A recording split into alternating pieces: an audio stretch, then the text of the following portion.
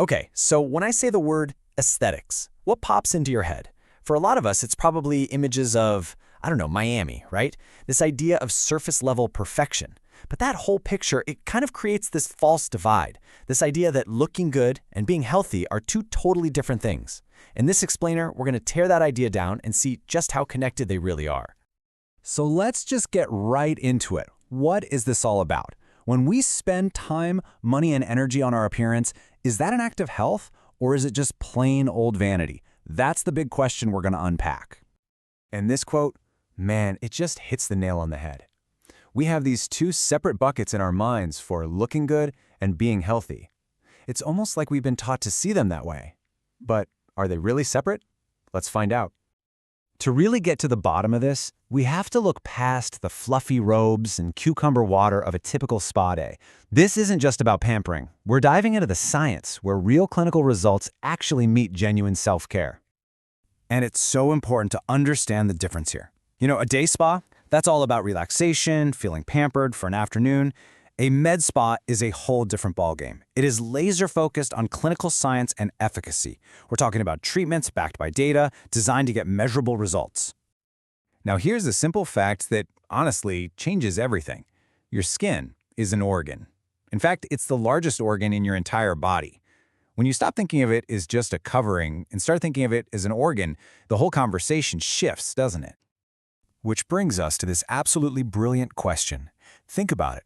We post on social media about going to the gym, right? We're proud of working on our muscles. So why on earth do we sometimes feel guilty or frivolous for medically treating our body's largest organ? It's a crazy double standard when you really stop and think about it.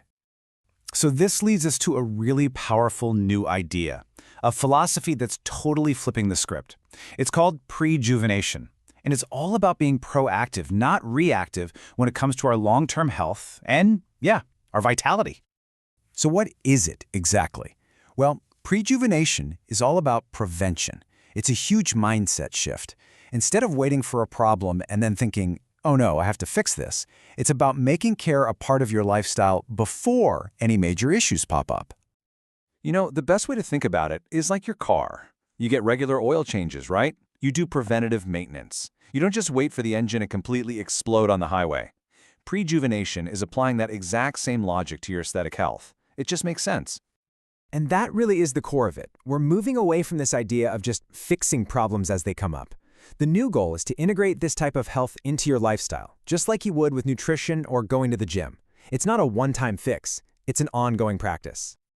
Okay, so we've talked about the physical side. But what about what's going on upstairs, in our heads?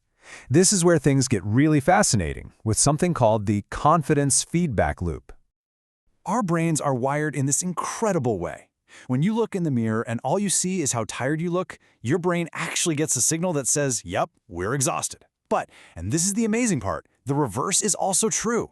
When you look in the mirror and see health, you see vitality, your brain gets a jolt of energy. It literally becomes a self-fulfilling prophecy.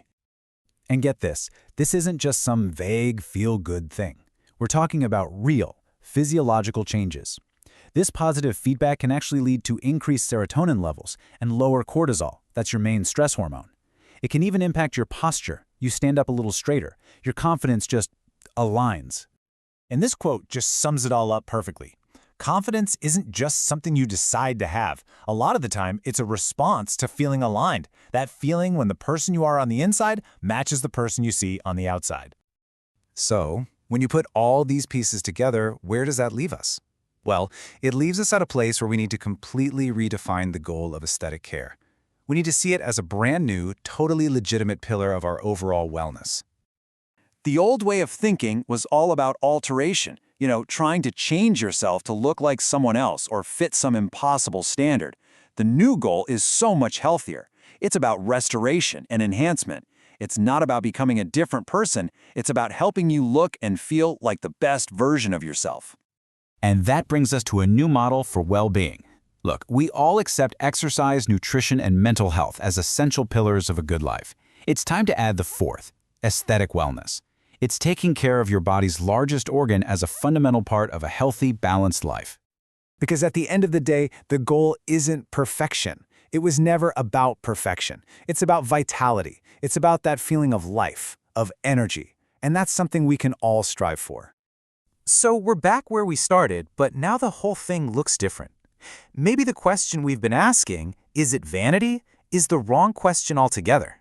Maybe the real question we should be asking ourselves is this. If this is a way to support both our physical and our mental health, why wouldn't we take care of ourselves this way?